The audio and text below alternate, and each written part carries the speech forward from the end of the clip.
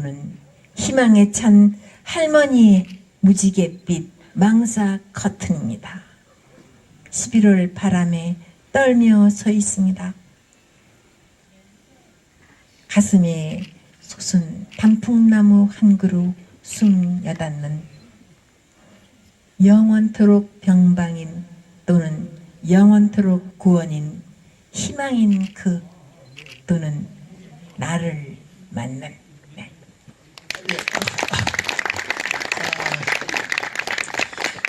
이 한 편의 시로 이제 오늘 하루를 잘 살았다는 생각이 듭니다. 예. 근데 그리운 집, 그리운 동네라는 말은 그리운 집이란 말이죠. 저는 시를 듣고 보니까 왜 모든 그 쓸쓸한 것들은 집이 아니라 길을 만드는가 이런 구절이 떠오르는데, 선생님 시는 일종의 그 하오의 시학이라 그럴까요? 하오의 시. 아까 변방이나 변경이라든가 이런 이미지도 그렇고, 그때 어떤 그 문이라고 하는 거, 문지방이라는 거는 안과 밖을 이어지면서 이제 분리하는 것이잖아요.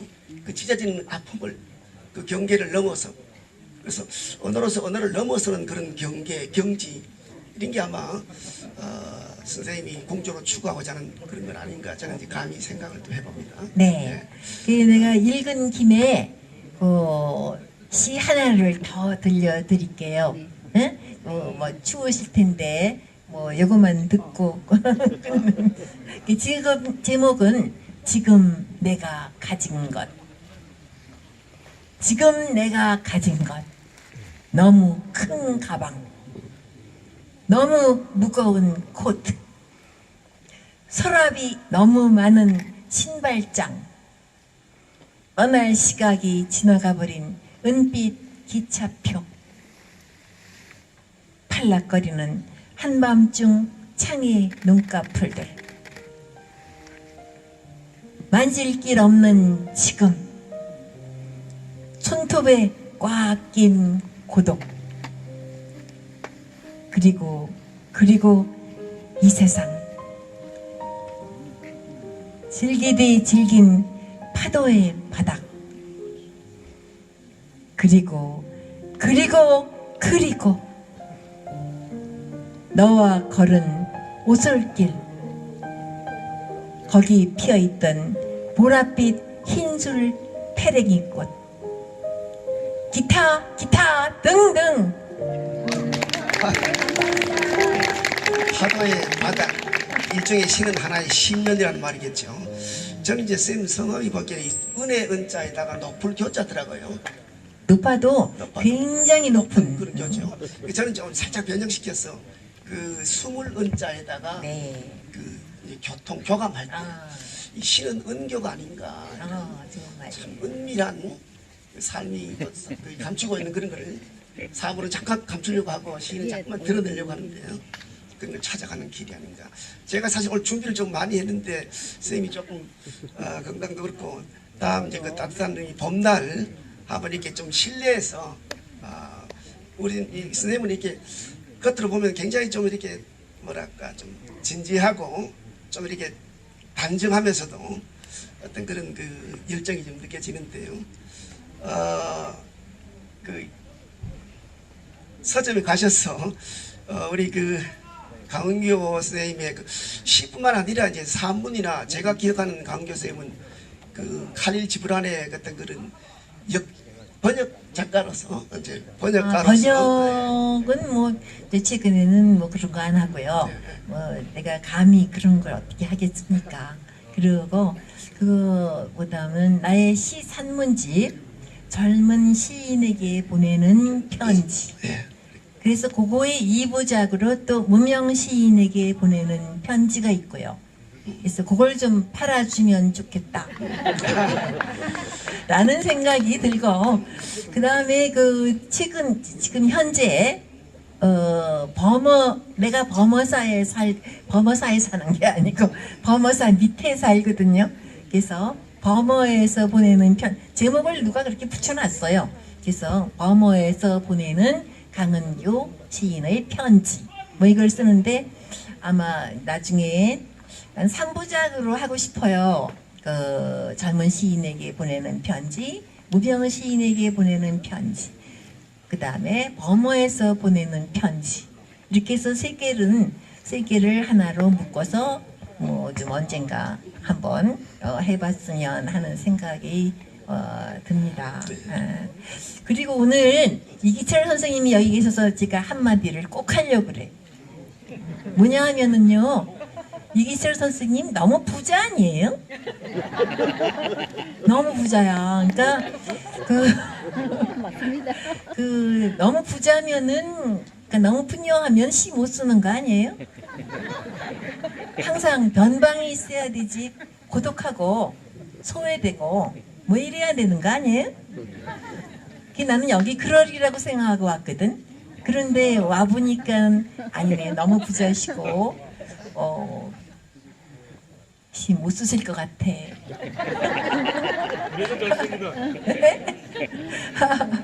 그게 고독이라는 거, 변방 고독, 뗄 수 없는 단어죠. 응?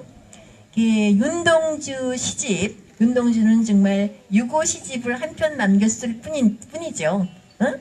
요란하게 살아서 정말 저는 창피합니다. 가끔 시집이 열 몇 권이나 되고 뭐 이런 거 윤동주한테 비하면 이게 정말 이게 이래야 되나? 이러면 안 되지. 뭐 그런 생각이 들어요.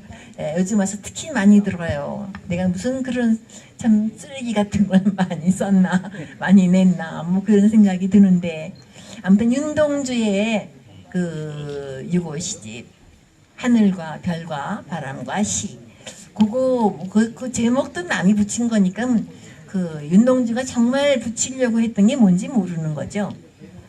거기에 발문에 보면은 정지용이 이제 한마디를 하고 있죠. 응? 야, 무시무시한 고독. 28살이 되도록 어떻게 한 편도 발표하지 않았을까? 발표하지 못했을까지요, 그러니까. 네? 그런 무시무시한 고독 속에서 우리가 뭘 할 수 있어야 되지 않나, 그런 생각이 들어요. 이게 너무 요즘 시집들을 많이 내고 뭐 정말 그 출판을 빨리 하려고 막 애를 바락바락 쓰죠, 우리가 모두. 응? 모두 그러는데, 윤동주를 생각해 보면은 정말 우리가 진짜 시를 쓰고 있는 것인가? 우리가가 아니라 내가 진짜 시를 쓰고 있는 것인가? 라는 그런 생각이 가끔 들어요. 더 고독해져야 되지 않을까? 그런 윤동주의 고독에 비하면 에밀리 디킨슨 같은 경우는 1300편인가? 네. 그런데 고작 발표한 건 7편인가? 네. 안 된다 그죠?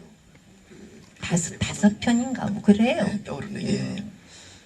그 조금 전에 이제 그 주변과 변방, 주변과 중심을 말씀하셨는데, 사실 보면 중심과 주변, 네. 또 삶과 죽음, 물질과 정신, 뭐 정주와 유목, 사실은 그 경계에서 살아가는 것이 인간의 존재로 주는 비애잖아요.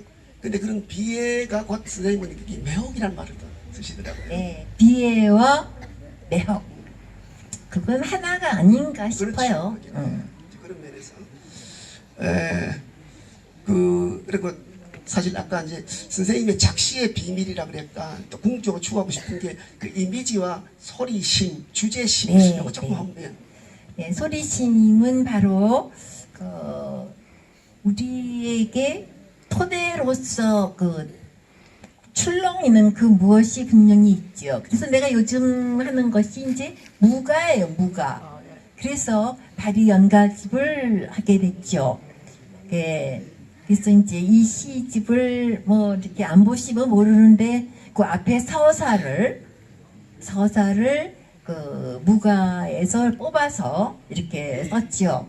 근데 이제 이런 수법, 기법 뭐 그렇게 말할 것도 없고 이렇게 쓰는 것은 내가 이렇게 난 참 근사한 지경에 이르렀다라고 생각을 하면서 어느 날 막 쓰면서 보니까 내가 첫 시집 허무집에 벌써 비리대기의 여행 노래라는 것을 쓰면서 거기 앞에 무가서사를 썼더라고요.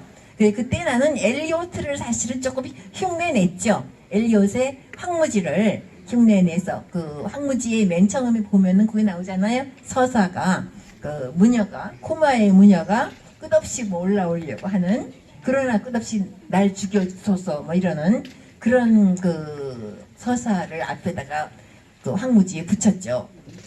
거기서도 거기서 이미 썼더라고요. 응? 그 정말 그 무가의 서사를. 그래서 내가 옛날에 한 거구나. 다시 말하면은 나는 그때 이미 주제를 찾은 거야. 발이라는 비리대기라는 주제를 찾았는데 그걸 나는 몰랐어요. 다시 말하면 인식하지 못했던 거죠. 주제를 찾은 거를 내가 몰랐으니 뭐 못 찾은 거나 마찬가지죠. 그래 나도 모르게 내가 사는 곳 이사를 할 때마다 그 동네에 가서 하나씩 비리대기를 썼었어요. 응? 나도 모르게 비리대기를 또 쓰고 비리대기 그래서 내 편이 비리대기가 이제 뭐 시집마다 나와요. 시집 낼 때마다 뭐 하나씩 비리대기가 꼭 끼었다고. 그러다가 내가 발이연가집을 꼭 써야 되겠다. 이렇게 그 발이가 이제 생명수를 저승에서 들고 오는 그러한 사람이잖아요. 그런 어떤 생명수를 가지고 오는 여자의 어떤 연가 이것을 쓰고 싶다라고 생각을 뭐 한 거죠.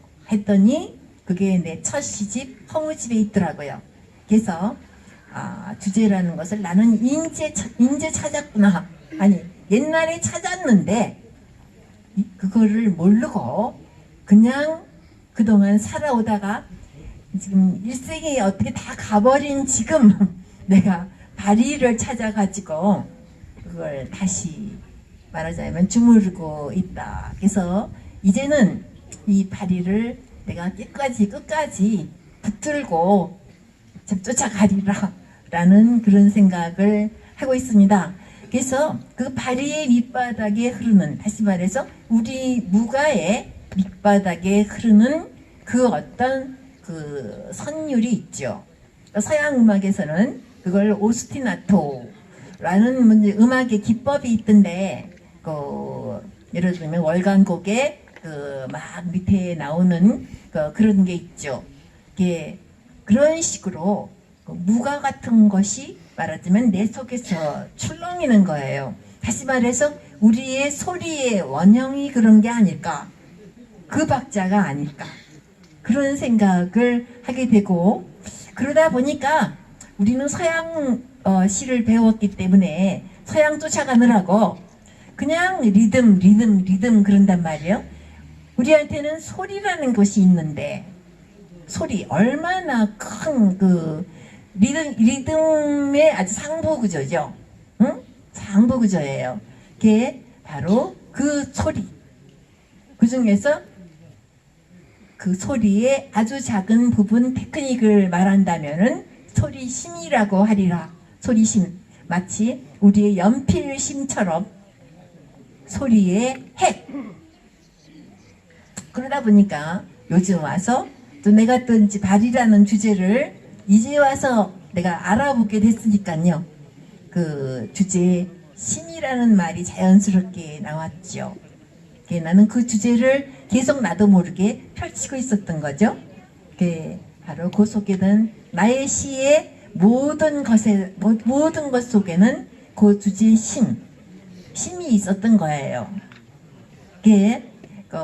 화가 프란시스코 베이컨 같은 사람은 자기가 40살의 주제를 찾았다고 얘기를 하죠. 응? 그 다음에 오드는 그 영화에서 아마 보신 적이 있을 거예요. 오드는 실비아 플라스가 글을 잘 시를 못 쓴다. 그러니까 한마디로 뱃놀이 가서 얘기를 해요. 당신은 주제가 없기 때문에 시를 못 쓰는 거야. 빵을 굽기 때문에 시를 못 쓰는 게 아니야. 라고 얘기를 하죠. 그게 정말 내가 나의 주제를 찾았다는 거, 그러니까 70평생을 거쳐서 찾았다는 거. 그게 어떻게 보면 부끄러운 일이지만 지금이라도 찾았다는 거. 앞으로도 계속 이 발이 요새는 이제 당고마기, 그래서 뭐 당고마기를 쓰고 있는데 당고마기 당금애기 단고마기를 지방에 따라 다르게 부르는데 단고마기라고 부르는 지방도 있어요. 예, 김태곤의 무가 체력집에 나옵니다. 한번 찾아보세요. 그 민속원에서 나온 바리 집이 있어요. 응? 바리 그 서사 무가집이 있는데 그거를 한번 찾아보세요. 그러면은 그 지역마다 다른 뭐 그런 게 나오고 그 무가를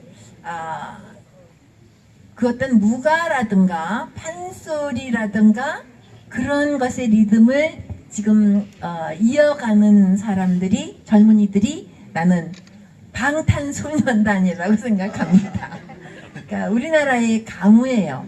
가무를 걔네들이 그 젊은 애들이 참 우리가 가르쳐 주지도 않았는데 그 젊은 애들이 하고 있는 거고 거기에서 나오는 열정 그 서양 관객이 그랬다면서요. 열정 때문에 본다고. 당신네들이 왜 이렇게 난리유? 그러니까 열정 때문이다. 바로 그 열정이 뭐냐? 그 어떤 그 소리 힘일 것이고 그 다음에 그 뭐라 그럴까요? 그 방탄소년단의 그 어떤 밑에 있는 것. 다시 말하면 그것은 우리의 전통에서부터 내려오는 신명이라든가 흥 그런 것에 이어 있는 거죠. 그러니까 아주 이쁜 애들은 이쁜 남자애들은 일본에도 많고 어느 나라에나 참 많은데 왜 얘네들이 난리냐? 응? 서양 사람들이 왜 난릴까? 그런 것은 글쎄 저는 그렇게 해석을 한번 해봤는데 그래서 어떤 칼럼에 써봤는데 그래서 각자 다 해보세요 한번. 그거는 시에 참 도움되는 얘기인 것 같아. 우리가 못하는 거를 걔네들이 하고 있어. 안 그래? 우리가 세계에 나가야지요. 그렇죠? 그런데 걔네들이 나가고 있단 말이에요. 그런 데에는 무슨 이유가 있을 거예요. 그래서 서양 노래지만 서양 애들이 찾을 수 없는 그 무엇이 거기 있기 때문에 그러니까 열광을 할 수가 있겠죠. 바로 그걸 찾아서 우리는 시에다 살려야 한다. 나는 그 방탄소년단 얘기 들으면서 그런 생각을 하죠. 예, 그래서 말씀하세요. 말씀을 듣고 보니까 우리가 한편의 시를 쓴다는 것은 하나의 주제를 찾아가는 길이겠죠. 예. 결국은 그건데 그래서 딜런 아까 그 T.S. 엘리엇 같은 경우도 결국은 T.S. 엘리엇의 모더니티라고 하는 거는 네. 문명에만 있는 게 아니라 이제 문명과 자연. 네. 그리고 보면 아까 선생님께서도 보면 내 의식의 어떤 그런 기침을 담당하고 있는 발이 되긴 이제 버려진 존재죠. 그렇죠. 그 버려진 것이 버려진 게 아니란 말이죠. 그래서 굉장히 그 중요한 오늘 말씀을 하셨는데 그 시인이 원래 그 어원을 찾아보면 주술이란 말을 하고 있는데 저는 이제 영문학을 전공하셔서 그 뜻밖이었는데 하여튼 이런 전통과 어떤 그런 그 변혁이라 그럴까 모더니티와 어떤 그런 전통과의 그런 관계 속에서 기량 관계 속에서 끊임없이 이렇게 천착에 가시는 선생님의 어떤 그 시세계 이건 이제 우리가 이제 서점에 가셔도 좋고 아니면 인터넷에도 보기에 많은 글들이 특히 이제 시도 그렇지만 산문을 또 많이 쓰시고 그래 하셨던데 하여튼 젊은 시인에게 보내는 편지에서 일반 그 문학을 꿈꾸는 이에게 좀 뭐 덧붙여 하실 말씀이 있다면 예, 나는 덧붙여서 하고 싶은 말은 그저 한마디밖에 없어요. 고독해라. 운동주보다 더 고독해라. 예, 시 한 편 발표 못해도 괜찮은 그런 삶을 나는 모두들 살면 나부텀도요. 그러면은 좀 괜찮은 시를 쓸 수 있지 않을까. 그리고 시 남길 생각하지 마라. 남긴 뭐가 남아요? 하나도 안 남아요. 그냥 이렇게 쓰다가 가는 거 아니겠습니까? 뭐 그런 거죠. 네. 그럼 저는 이제 개인적으로 고독해라는 말씀을 하셨는데 저는 개인적으로 그게 이제 시적인 것이 뭔가 우리가 이제 시적인 거라고 하는 거는 일상과 사물이 가지고 있는 어떤 그런 껍질 그런 것을 완전히 이제 사라진 사물을 지배하려고 하거나 사물을 소유하려고 하는 것에서 완전히 사라진 상태, 그래야만 사물의 진리가 드러나기 때문에 그런가 하면 신이 된다고 하는 건 이런 것도 결국 일상의 신비를 경험하는 일인데 그것이 우리 주변에 또 우리 옛것에 그대로 남아. 다만 그것을 드러내는 방식은 좀 현대적일 필요가 있겠죠. 오늘 좀 귀한 말씀을 해주셨는데요.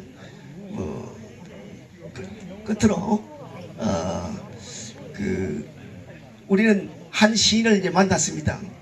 아마 세상에서 가장 세상의 모든 가을이란 가을은 오늘 여기에 다 모인 것 같습니다. 이런 좋은 시간에 춥긴 하지만은 풍류를 즐기고 그 강은경 시인의 어떤 그런 그 내면을 우리가 이제 짧게나마 들었지만은 나머지 어떤 그런 긴 울림은 우리가 이제 책을 찾아서 우리들이 고독하게 자기 자신을 이렇게 좀 들여다보면서 좀 시를 향유할 수 있는 그런 우리 모두가 되었으면 좋겠습니다. 예, 짧은 시간 여기서 마치도록 하겠습니다. 예, 감사합니다. 고맙습니다. 수고하셨습니다.